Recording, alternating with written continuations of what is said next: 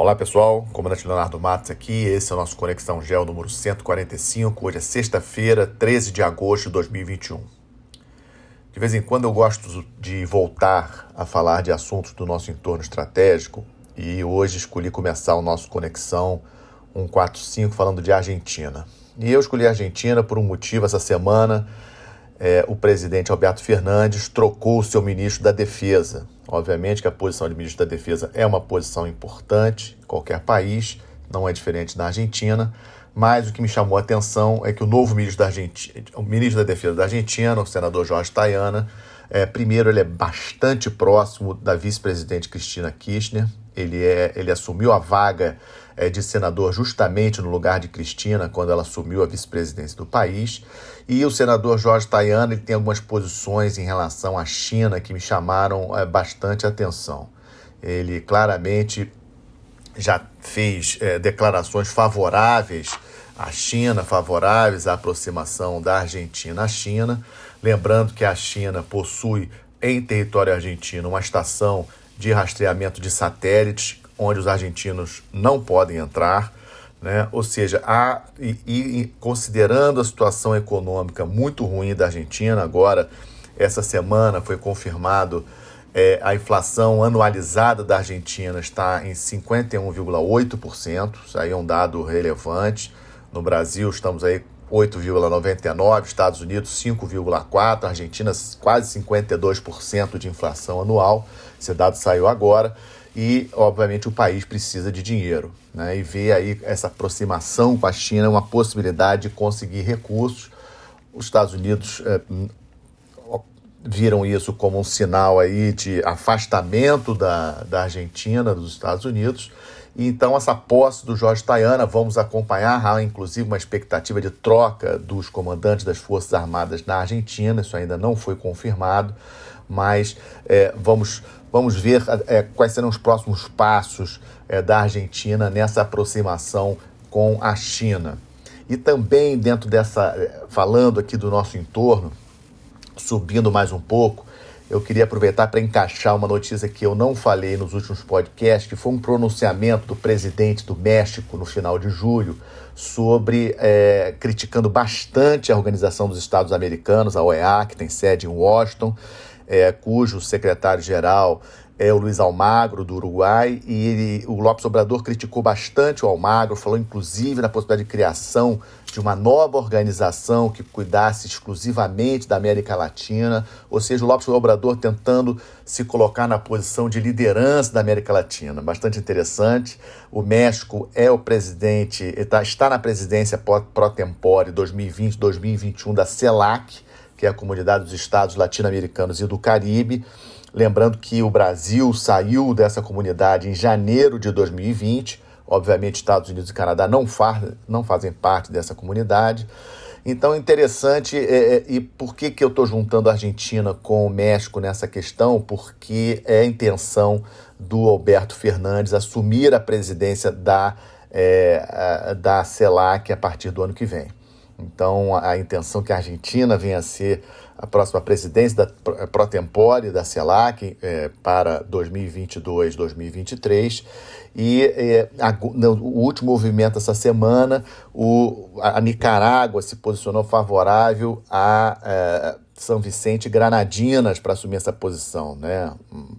Um arquipélago no Caribe, bastante modesto em termos de economia, de projeção, mas São Vicente e Granadina tem um detalhe muito próximo da Venezuela, muito próximo de Cuba, muito próximo da Nicarágua. Então, de certa forma, a gente vê na América Latina três blocos, né? O bloco de centro-direita, com Brasil, Equador, Uruguai, Paraguai, Colômbia, ainda o Chile, e vemos uma centro-esquerda, digamos assim, menos radical, no caso da Argentina, México, principalmente, agora Peru, e vemos a esquerda mais radical, no caso Venezuela, Bolívia, Cuba, São Vicente e Granadina, Nicarágua, ou seja, bastante interessante de acompanhar esse cenário regional.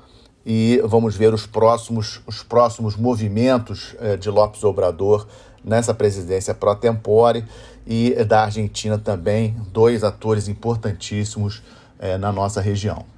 Segunda parte do nosso Conexão Geo, falar um pouco sobre a situação dos Estados Unidos no Afeganistão. Impressionante, todos os dias temos visto novas notícias sobre o Afeganistão.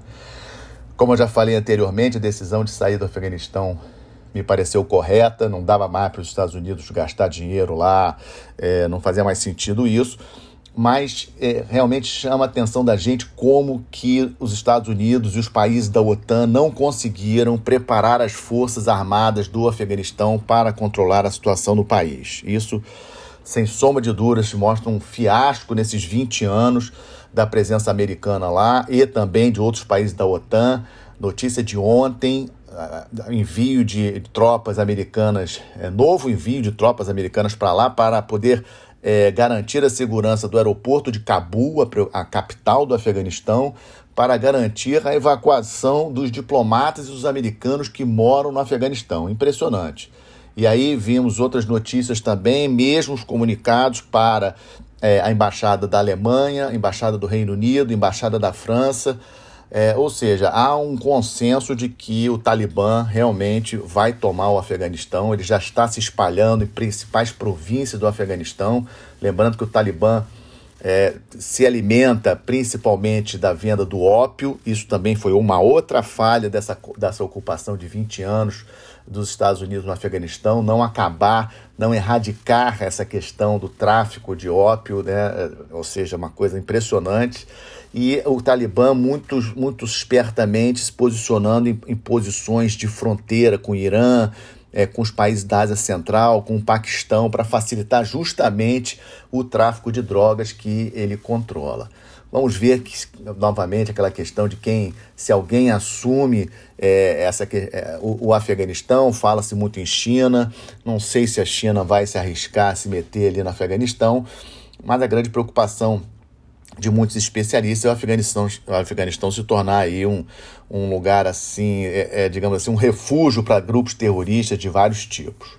Também nessa parte de disputas hegemônicas, um pouquinho de China, a política, eu não cheguei a comentar isso ainda com vocês aqui no podcast, mas no final de maio, o governo chinês, em função dos resultados aí do censo demográfico, ficou bastante preocupado com a situação e mudou aquela política de 2 filhos agora para 3 filhos. Né? Eu não tinha comentado sobre isso.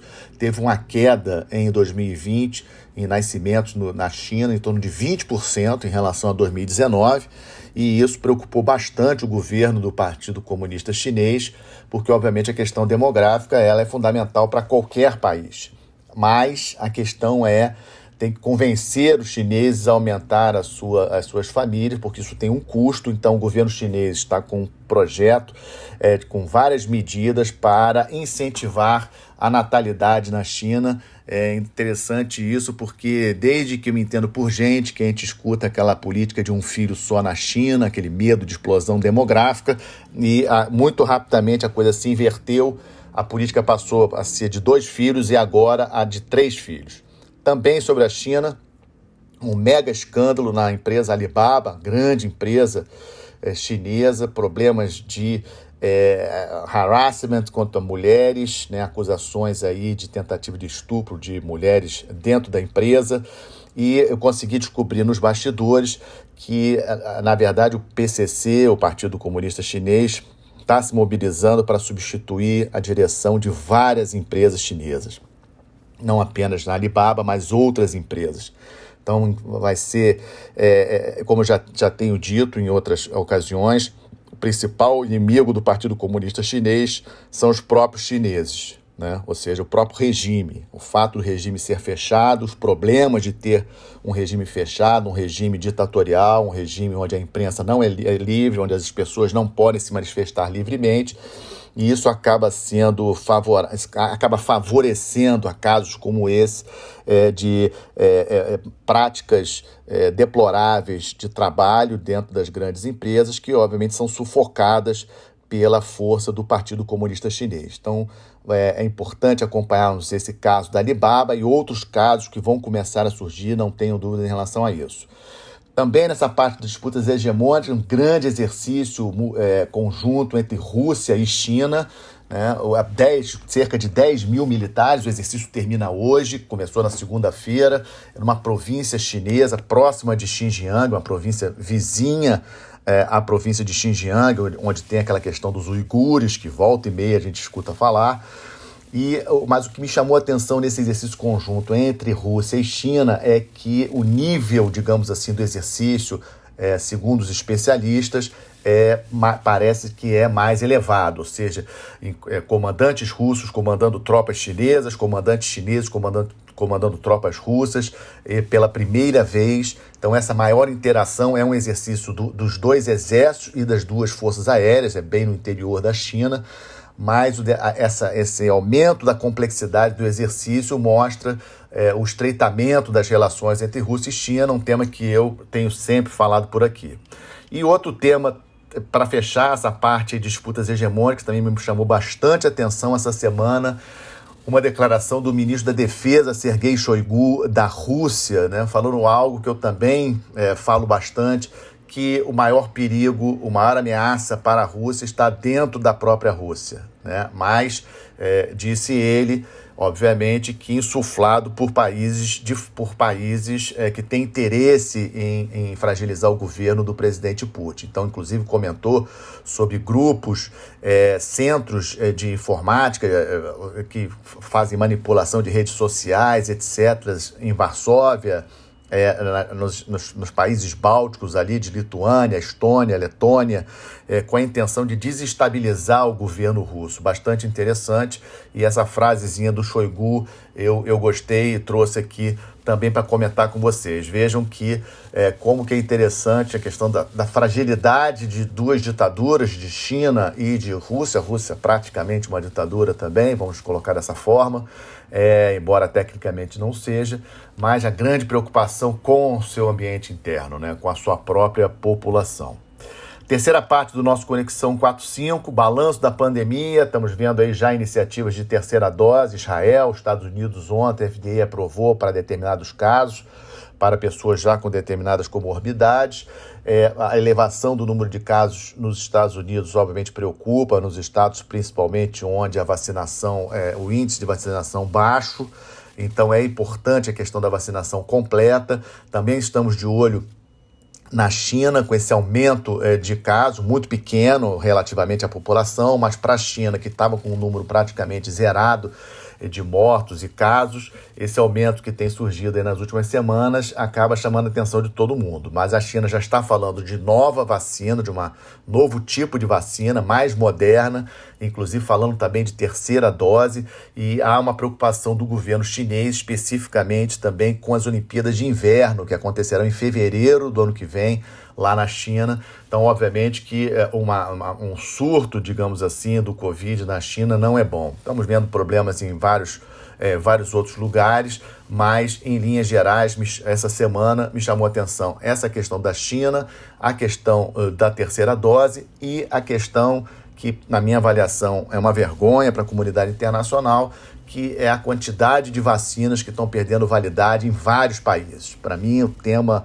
mais relevante da semana em termos de pandemia é ver números, por exemplo, com 80 mil vacinas de Israel perdendo validade, 73 mil na Polônia, 160 mil na Eslováquia, 800 mil somente no estado da Carolina do Norte. Esses são alguns números que eu consegui coletar ontem para vocês, vacinas que perderam a validade nesses países. Mostra a fragilidade da Organização Mundial de Saúde em coordenar as ações de combate à pandemia em todo o planeta, e achei um tema relevante para a gente falar hoje.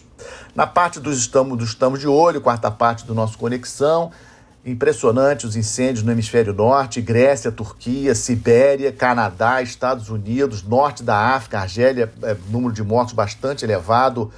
Quarta-feira, recorde de temperatura na capital da Tunísia, Tunis, 50,2 graus, recorde também na Europa, 48 graus na Sicília.